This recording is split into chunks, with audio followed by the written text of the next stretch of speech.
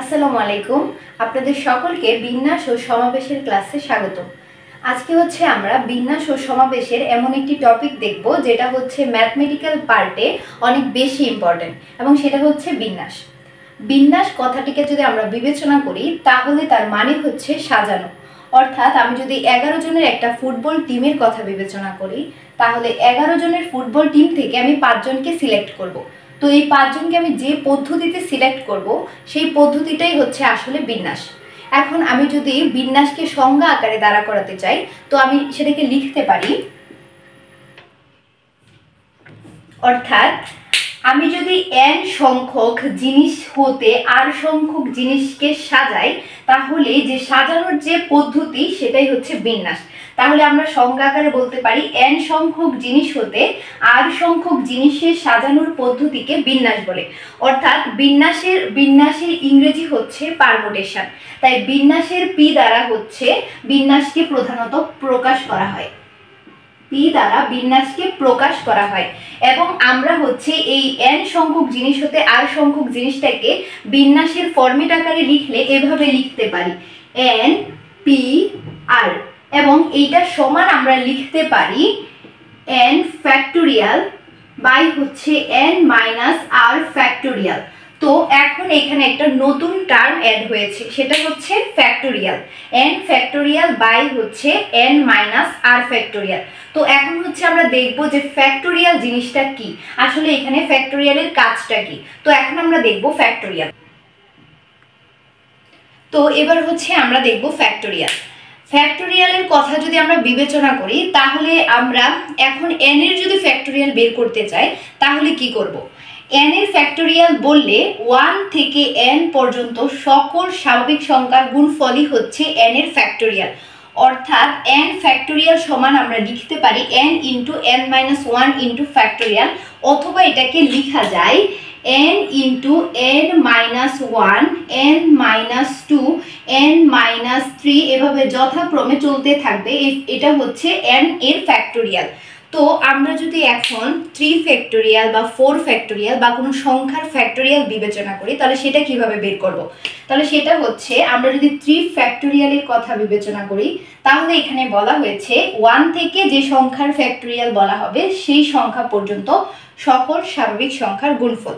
তাহলে এখানে যেহেতু 3 ফ্যাক্টোরিয়াল বলা হয়েছে, তাই সেখানে আমরা ফার্স্টে 3 লিখব এবং 2 লিখব এবং 1, অর্থাৎ 3 ফ্যাক্টোরিয়ালের জন্য 1 থেকে 3 পর্যন্ত সবগুলো স্বাভাবিক সংখ্যাকে আমরা গুণ দিয়েছি। তো এটার ফল এসেছে 6, তাই 3 ফ্যাক্টোরিয়ালের মান আমরা বলতে পারি 6। সেভাবে আমরা যদি এখন 4 ফ্যাক্টোরিয়াল দেখি, তাহলে আমরা বলতে পারি 4 ফ্যাক্টোরিয়ালের জন্য 4 ইন্টু 3 ইন্টু 2 ইন্টু 1, তাহলে এটার ফ্যাক্টোরিয়াল 24। এটার ফ্যাক্টোরিয়াল 24। এখন যদি আমরা আরেকটা জিনিস দেখি যে 0 ফ্যাক্টোরিয়াল, সেটার মান কি? তো 0 ফ্যাক্টোরিয়াল মানে 1। 0 ফ্যাক্টোরিয়ালের মান 1। এবার আমরা দেখব, এবার আমরা বিন্যাসের একটা উদাহরণ দেখব। তো চলেন উদাহরণ দেখি।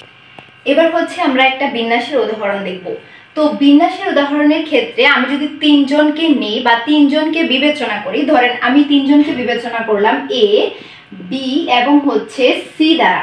তো 3 জনকে যদি আমি পরপর 2 জন করে নিয়ে একটা বিন্যাস গঠন করার চেষ্টা করি, তাহলে ফলাফল হবে আমি 2 জন করে নিলাম, পরপর 2 জন করে নিয়ে যদি আমি দেখি যে এটার বিন্যাস আকারে সাজালে কিরকম আসে, তাহলে লেখা যাবে a এর সাথে একবার b মানে ab, আরেকবার a এর সাথে c তাহলে ac, এবং আরেকবার b এর সাথে c তাহলে bc, এবং b এর সাথে একবার a তাহলে ba, এবং c এর সাথে একবার a তাহলে ca, আর অবশেষে লিখতে পারি c এর সাথে b তাহলে cb।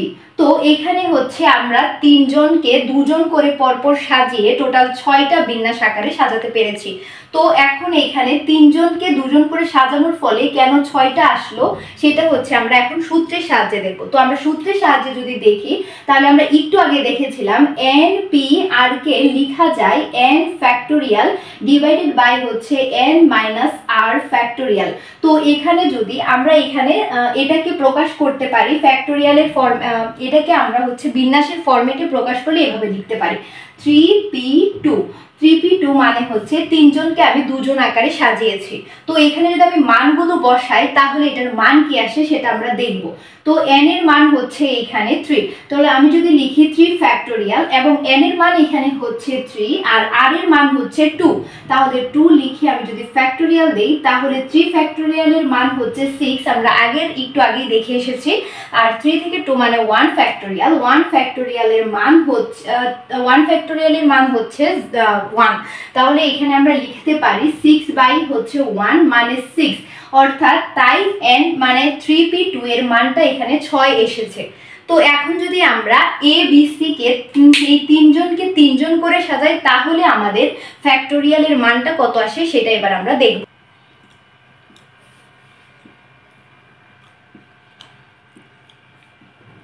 এবার হচ্ছে আমরা দেখব a b c কে যদি তিনজন করে সাজাই তাহলে তার ফ্যাক্টোরিয়াল কত আসে। তাহলে আমি a b c কে প্রথমে হচ্ছে তিনজন করে নিব, a b c হচ্ছে একজন, তারপর হচ্ছে a এর সাথে c আর b কে নিলে a c b, তারপরে b a c এবং b c a, তেমনি ভাবে c a b এবং c b a, অর্থাৎ এখানে দেখা যাচ্ছে তিনজন করে নেওয়ার পর 6টা বিন্যাসে সাজানো হয়েছে। এবং এটাকে যদি আমি বিন্যাসের ফরম্যাট আকারে লিখি তাহলে লিখতে পারবো 3p3, অর্থাৎ তিনজনকে আমি তিনজন করে সাজিয়েছি তাই লিখেছি 3p3। এখন 3p3 এর মান কিভাবে 6 হলো সেটা আমরা সূত্রের সাহায্যে দেখব। তাহলে আমি যদি এখন লিখি n p r, তাহলে এটাকে বলা যায় n ফ্যাক্টোরিয়াল বাই হচ্ছে n মাইনাস r ফ্যাক্টোরিয়াল। তাহলে আমি যদি এখানে মানগুলো বসাই n এর মান হচ্ছে 3 ফ্যাক্টোরিয়াল আর n এর মান হচ্ছে 3 মাইনাস r এর মান হচ্ছে 3, r এর মান হচ্ছে 3, এটা হচ্ছে n এর মান, এটা হচ্ছে r এর মান।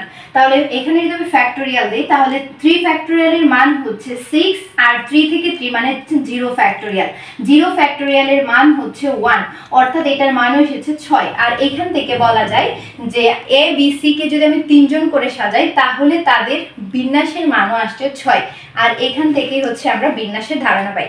তো আজকে হচ্ছে বিন্যাসের এতটুকু ছিল, আগামী ক্লাসে বিন্যাসের আরো বিস্তারিত আলোচনা করব। আমাদের সাথে থাকার জন্য আপনাদেরকে ধন্যবাদ।